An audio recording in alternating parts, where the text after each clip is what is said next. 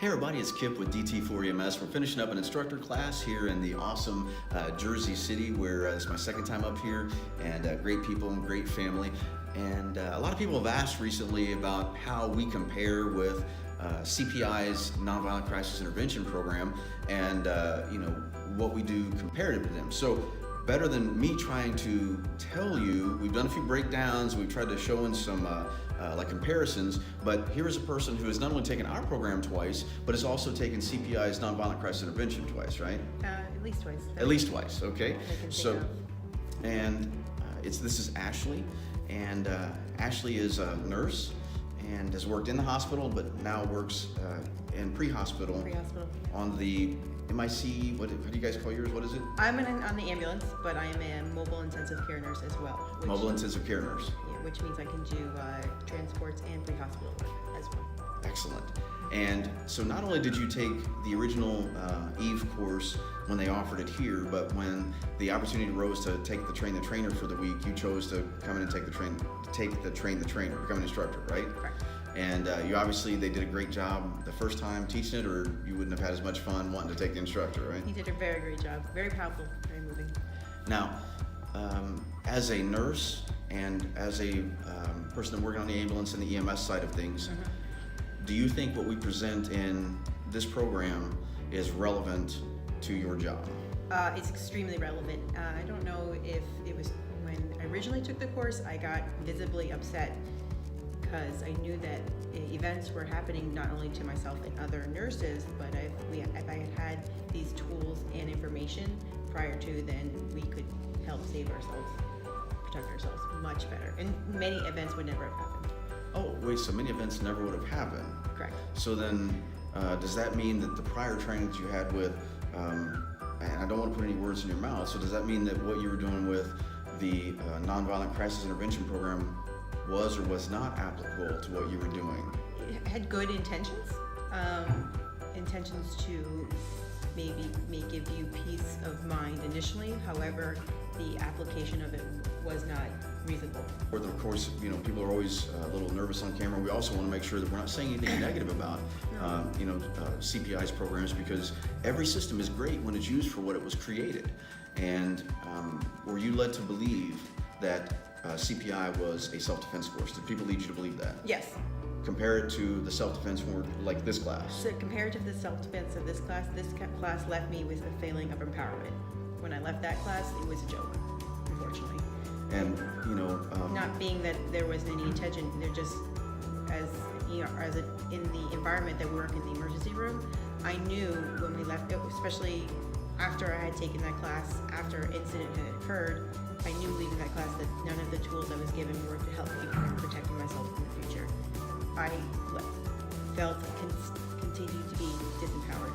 And then after taking this class was the first time in years that I actually felt like I could protect myself and make sure that I could stay safe. So you mean then we're not teaching you to beat people up in here? No, it's not even that. We're talking about race. Race in itself is such a core concept to think about, even if an incident happened to us, to be able to remember race, then you can even protect yourself from, if you were to get in a bad situation, to be able to get yourself out and be able to escape. If we think of escalation and de-escalation, normal textbook, the way people discuss it, that there's a belief that we should be able to talk people down when they're violent. Yes. Correct. Or no? They believe that we're able to talk people down. The truth of the matter is, in your experience, have you really been able to see talking someone down work very often? Not very often. Okay. It's not really a talking, rather than allowing them to get what they want out and then trying to figure out a solution. Oh, so we have to communicate. Yeah. So that means that I'm not necessarily doing anything. I can't dictate what they do. I can only dictate what I do.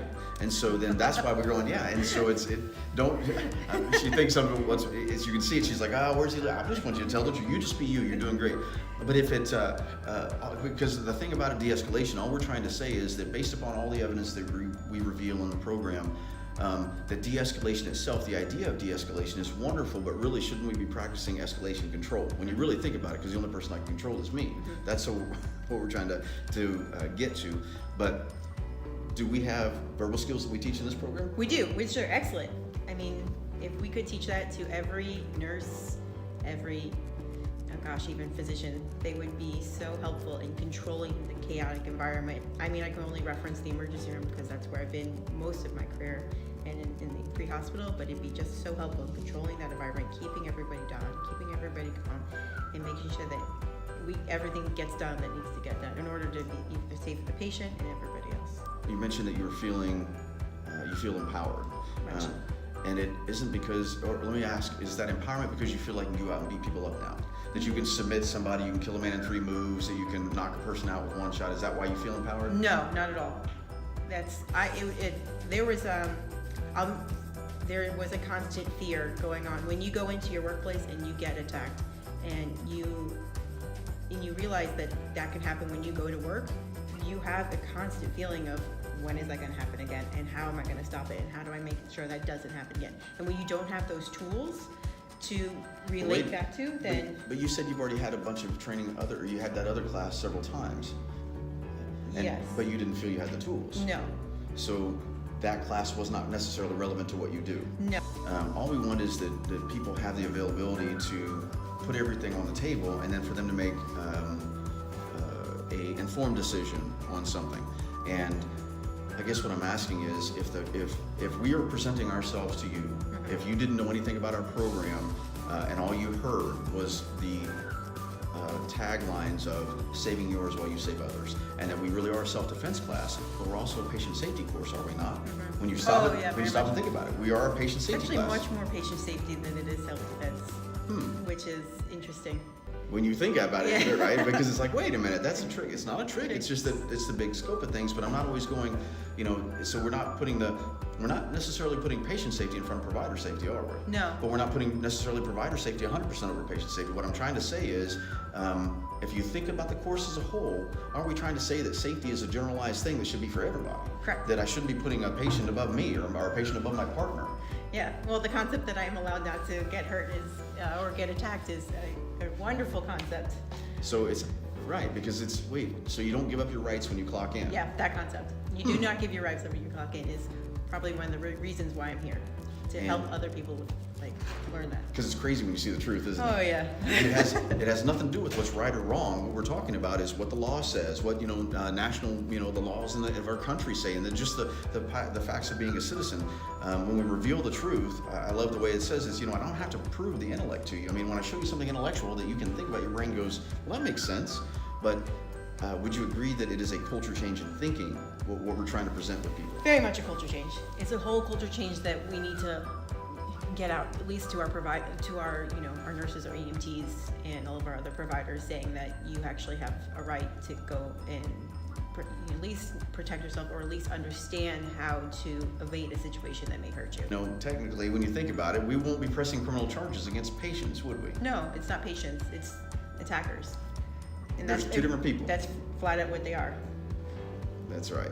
So If you had, well, I mean, it's a novel concept, and as soon as you see it, it changes everything. Oh, it changes everything. The way you see health, the environment of healthcare. New Jersey has a law against people being able to attack nurses and paramedics, right? Yeah. Okay, so there's a law against it. Well, if there's a law against it, penalty isn't protection, but it proves there's a problem. Is a criminal assault supposed to be part of the job in healthcare? It's not. It's not. And that's a recognized hazard. We don't go to become nurses to get criminally assaulted. Interesting. It's wrong. We have a right not to be attacked at work, and then we have a right to protect ourselves, which that idea as a nurse is unfortunately muted a lot. And this whole course, you want to come to this course, is we can empower you to believe that you can go to work, you don't have to feel scared, you don't have to worry about what's going to happen to you, and you don't have to get, it's this small little voice in your head that makes you just get more and more nervous and more jaded about what's going on. And that it's not about that. You don't have to have these things happen to you. And that would be, this course helps you, not only helps you understand that, but gives you the tools that you can bring back to your job in order to come home safe and live a happy life. Would you agree that we give people the tools, and you are now going to be passing on these tools to allow people critical thinking skills under this type of stressful situation? Very much so. I mean, the idea of race, the idea that you are able, that you can reset what's going on. That I'm just getting hurt. I'm getting punched. I'm getting punched. Oh wait, I can reset that idea. I can reset what's going on in my environment. And so the same type of critical thinking skill is to recognize the difference between what is or what isn't a patient at any given time. Oh yeah, that's shouldn't be really a novice idea or even I don't know what the word I'm looking for is, but it.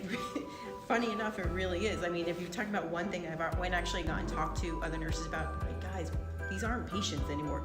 The consent is gone at that point. And we, for some reason, are so worried about that.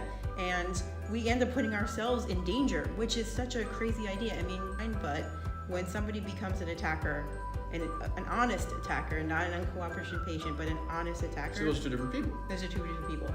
And we don't even need to engage with them anymore. Because it's okay to back away. Yeah. You wouldn't be asked to do anything else on the job unsafe. You're not allowed to start IVs unsafe. You're not allowed to drive unsafe. You're not supposed to lift unsafe. Yeah. I mean, not supposed to do anything. I'm supposed to wear my gloves, gown, goggles, all these things to be safe, right? But what is the leading cause of injury, according to all the science and the research and all that stuff that weren't my numbers? What is the leading cause of injury causing lost work time in all of healthcare? Where does it come from? Assaults. Oh, assaults. Isn't that crazy? That's a crazy number. Mm-hmm. Number one, and those weren't my numbers. You saw the story. The reason, so that anybody wants to know, the reason I kind of cornered her was because there were times when I asked certain things, because I asked if anybody's had any other type of training. When they've had, it's not to say we are better. We're just saying we're different, and it's mission specific. And so when I would ask, and her body language would be like, "Yes, these are different." I just wanted to kind of give people the opportunity to see it from another perspective, and not just a mind to say, look, this is why. All we're trying to say is, look, we are mission specific to give the healthcare provider the tools to recognize, should I be staying here or should I not? Is it a patient or is it not? You know, what is great customer service, and what does that have to do with, keeping me from being involved with violence? And but then we are a patient safety course, and we are a course that actually protects an agency too, aren't we? Yeah. Because we're saying, look, everything that we're teaching is moral, ethically, and legally sound, is it not? It is, and it's wonderful that our agency actually believes in that too. Very much so. It really is an amazing gift. Yes, at the end of the day, the point is that if you had to tell another nurse that either worked in the ER or paramedics that were working on an ambulance, or EMTs working on an ambulance that were in your shoes, and you said they're friends of yours and they're a manager, and they're going, for our people that working in the ED, working in the streets, we have narrowed it down to these two things. We have CPI as nonviolent crisis intervention, and we have DT4EMS as escaping violent encounters. Do you have a way that you would tell them to go, and why? I would tell them we need to go to DT4EMS. The tools that we get in this class allow us to go back into the real world and be able to integrate them into every different type of situation, whether it be whether I can't even go, it's a different type of situation. And when we pretend and we go into these classes that are considered self-defense, and you're standing right in front of your partner, and you're not really moving around, you're just kind of like, oh, this is what you're going to do now, and just say let go. I'm sorry, I could say let go through a million times, whether or not I'm speaking it, whether I'm yelling it, it's not going to do anything. At least what I'm picking up out of it is that you're saying, look, in the past you've been, given something that was alleged to be self-defense, and in the real world, it couldn't have been further from the truth. It couldn't be further from the truth. I mean, after I knew it wasn't self-defense anymore, so after I was attacked, and then I took this class again, I literally laughed in being like, this is useless. This is not going to help me. This is not going to help any of us. And I'm talking to my fellow nurses. I go, what are we going to do with this? And it just gives you more of it. Gives the whole community a more sense of disempowerment, and then we don't feel like we have a right to protect ourselves. So we actually can go to a course that can maybe help and maybe get us we save one person from not getting hurt that day. Oh, done. So it's apples and oranges, right? Oh yeah. So if again, same thing. So you wouldn't take my course or our course, DT4EMS Eve, and be trying to use it in the ring to be a fighter. No. You wouldn't use it as a police officer. Yeah, right? no. But we wouldn't use it as a police officer either. No. Would we use it as a soldier on a battlefield? No. Doesn't make any sense, right? Yeah. So it's mission specific. It's mission specific. It's mission specific to keep healthcare providers out of situations, or at least be able to escape situations. And that's the key point. People get hurt when they can't escape situations, or they go into situations that they should have been in the first place. So it's neat. So now you're going to help all those other ladies start to think like you, because it's not part of our job to be criminally assaulted. It's not a job, and it's not part of our job. And too many of them are. Too many nurses go to work and they are criminally assaulted, and they just think it's part of the job. It's part of the environment that they work in. And you don't have to die. Yeah. You don't have to die to be changed forever, right? Yeah. No, you don't have to die to be changed forever. And that's the funny kicker there. Mm-hmm. Changes you forever. Had you heard about the girl who was stabbed 105 times before I came in here? No, I've never heard about the girl who was stabbed 105 times. And that was on Thanksgiving. She was 19 weeks pregnant, and yet that's not news. How is that not news? I don't know how it's not news. And it bothers me when people are like, oh, people are getting more and more violent. No, they're still the same violent, but we're just, hopefully now hearing about it. And then we still treat people like they're garbage when they get hurt. Not garbage, but they're just not tough enough. Even nurses do that. That's sorry guys, but yeah, we do to be like, oh, you're not tough enough, you can't handle work in this urban environment. Yep. So somebody got attacked, a criminal assault, and somebody else wants to rib them or pick on them because they were criminally assaulted. Exactly. Weird, right? Weird. So that's nuts. We try to help change that, yeah. Yeah, definitely. The whole idea. I want to go.